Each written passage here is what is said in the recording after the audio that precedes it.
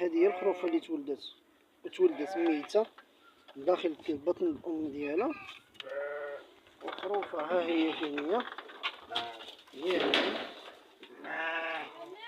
وهذيك اللي نكرات بنتها انا رومت عليها. وشوف قوت في التلحيس بزاف بالحب والحنان اللي عطاتها حتى كانت لاقات قالت لا كنا 3 سبع ديالها.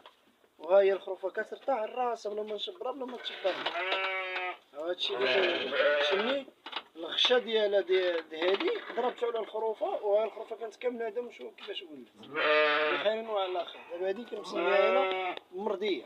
الله يرضى عليها والله يحفظها. هادشي اللي كاين الاخوان. تبعوا معنا حتى الاخر باش المبتدئين كيفهموا. اللي سمحت بنتها ويا اخرى ولدات قدا غمل عليها الغشا ولصقها لها وربي كيجيب ربي التيسير.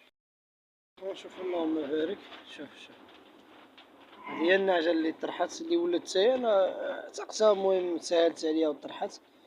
والخروفه اللي لصقت لها شتيها شفتها هي مشات كتفتش عليها. راهي فين هذيك الخروفه راهي خارجه.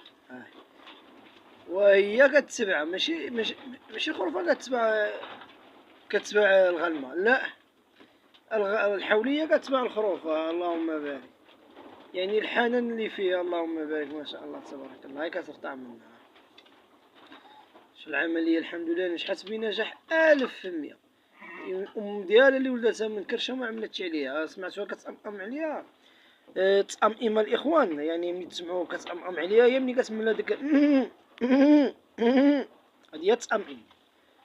يعني ملي الغلمه ما تكونش كتأمأم على بنتها ولا على بنها راه ما غلمه ما حتى وزا الاخوان.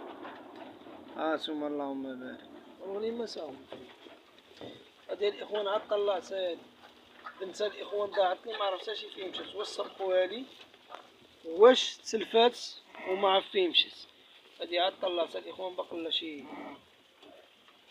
لها شي ايام عاد تولد ان شاء الله. الله يدير شي وقفه سهله وصافي. هادشي اللي كاين.